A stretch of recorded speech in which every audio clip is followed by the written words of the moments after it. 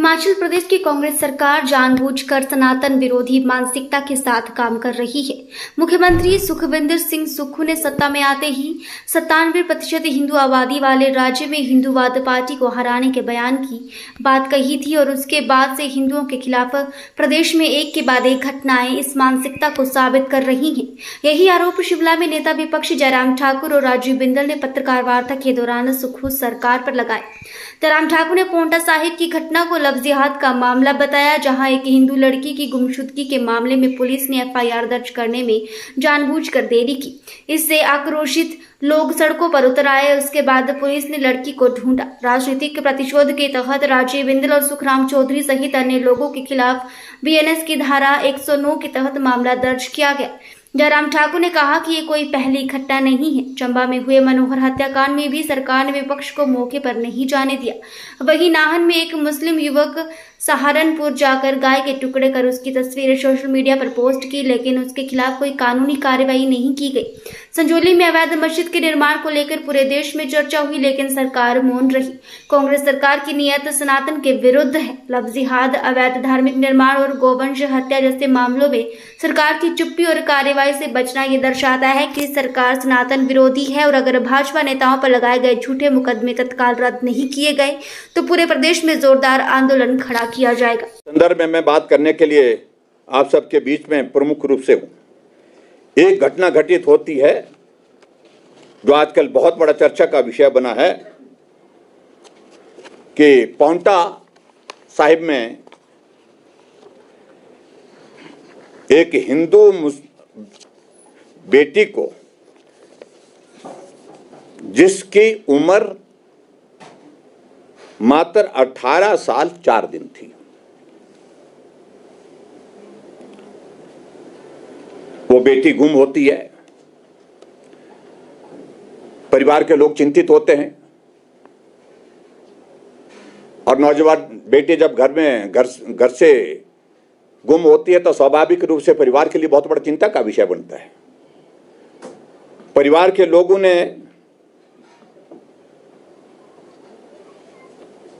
5 तारीख को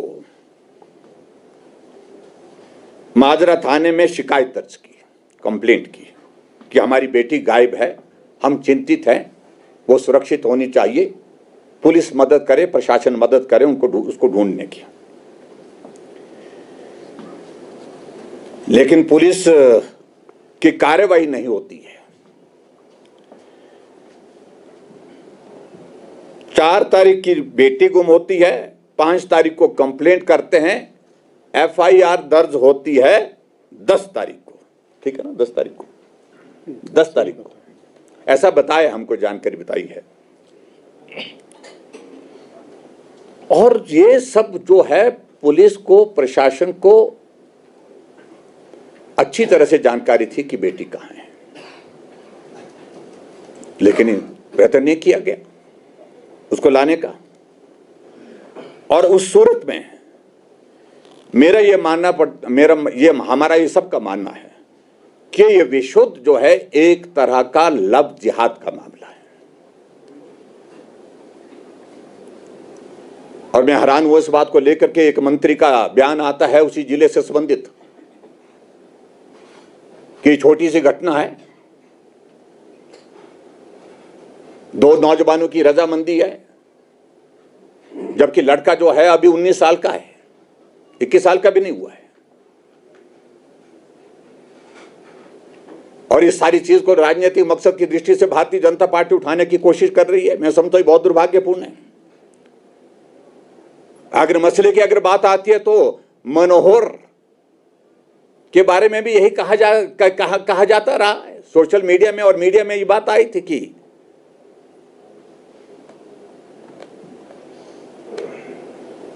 वो भी एक निजी मामला था, ऐसा बताया गया है। मुझे वेरिफिकेशन को लेकर के, वो सारी चीजों को लेकर के स्पष्टता बाद में आई नहीं, लेकिन मनोहर के तो 8 टुकड़े कर दिए। और यहां पर बेटी गुम होती है, उसके खिलाफ एफआईआर करने में कितना वक्त लगाया।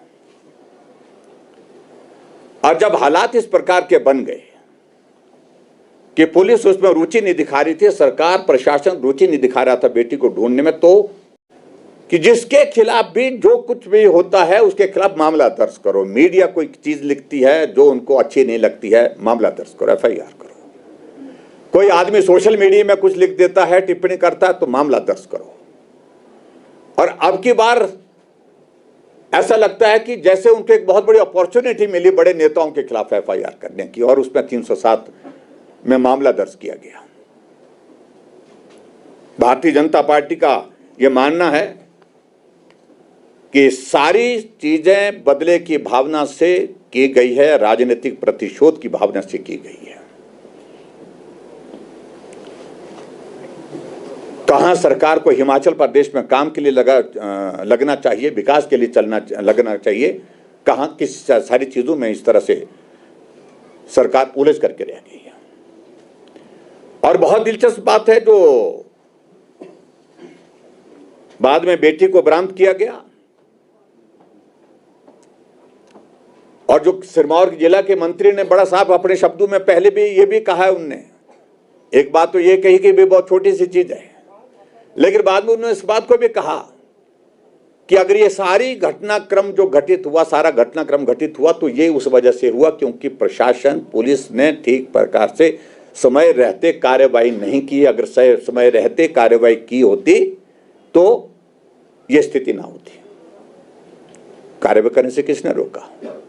किसकी सरकार है? क्या राजनीतिक संरक्षण दिया गया उन लोगों को जिन लोगों ने इस घटना को अंजाम इस प्रकार से दिया और उसके बाद कार्रवाई करने से रोका गया, और कार्रवाई की तो एक तरफा की गई। इससे यही अंदेशा आता है। इसलिए भारतीय जनता पार्टी की ओर से हमने इस सारे विषय को लेकर के बहुत गंभीरता से लिया, और हमने वहां पाउंटा साहिब में जाकर के प्रदर्शन भी किया, और उस प्रदर्शन में हम सब लोगों ने एकजुट होकर के यही कही है बात, जिसको मैं आज आप सबके सामने फिर से रिपीट करना चाहता हूं कि धारा 307 जो लगाई गई है, सब लोगों के ऊपर उसको तुरंत वापस लिया जाए।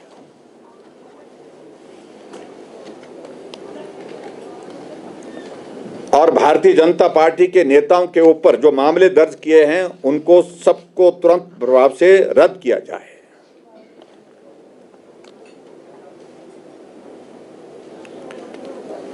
क्योंकि ये बहुत विचित्र स्थिति है। अभी तक जो है वो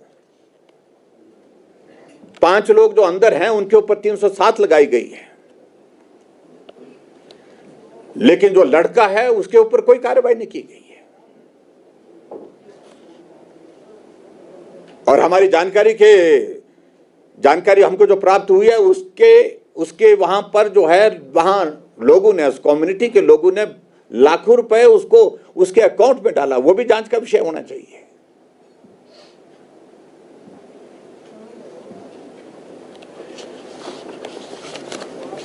तो आज की इस पत्रकार वार्ता में मित्रों, मैं आप सबके बीच में यह कहना चाहता हूं, 2-3 विषय को लेकर। एक तो जितने भी मामले दर्ज किए गए हैं उन सारे के सारे मामलों को जो है तुरंत प्रभाव से रद्द करना चाहिए। धारा 370 जिन नेताओं के ऊपर, धारा 307 जिन नेताओं के ऊपर लगी है उसको नई सिरे से 109 हो गई। उस पे जो है बिल्कुल 109 हो गई है BNS। अच्छा, हाँ 109 हो गई है, हाँ, भारतीय न्याय संहिता के इसमें। तो इस सारी चीज को लेकर के जो है तुरंत जो है वो सरकार को कार्रवाई करनी चाहिए, और जो दोषी है उनके खिलाफ कार्रवाई होनी चाहिए, उनकी गिरफ्तारी होनी चाहिए। मुझे मालूम हुआ कि शायद अब कुछ कार्रवाई की दिशा में जब दबाव ऊपर से लग रहा है कि भाई ये गलत हुआ है, तो उस तरह से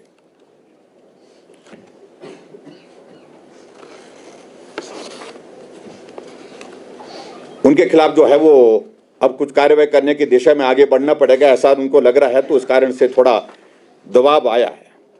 लेकिन प्रमुख रूप से मेरा यही कहना है कि ये बहुत दुर्भाग्यपूर्ण स्थिति है इस देवभूमि हिमाचल प्रदेश में, जिसकी हम घोर निंदा करते हैं। और सरकार का रवैया लगातार सनातन के विरोध में, चाहे वो टिप्पणी करने की बात है, चाहे वो कार्रवाई करने की दृष्टि से, लगातार हमको देखने को मिला है, जिससे पूरे सनातन की आस्था, श्रद्धा और विश्वास पर ठेस पहुंची है।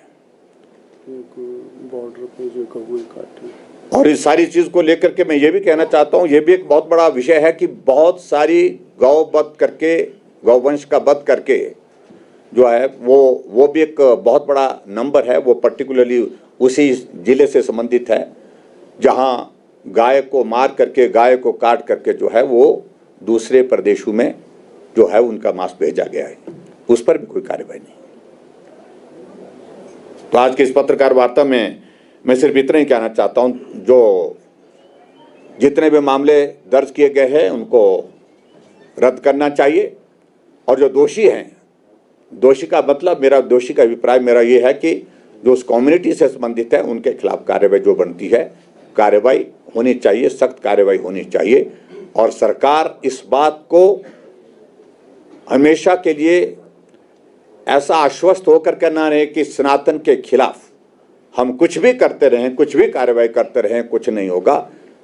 अगर कार्रवाई सनातन के खिलाफ इस प्रकार से करने का कांग्रेस सरकार का व्यवहार रहता है तो आंदोलन होगा, भयंकर आंदोलन होगा, और जिसकी सारी जिम्मेवारी वर्तमान सरकार के ऊपर होगी। वहाँ के एसडीएम की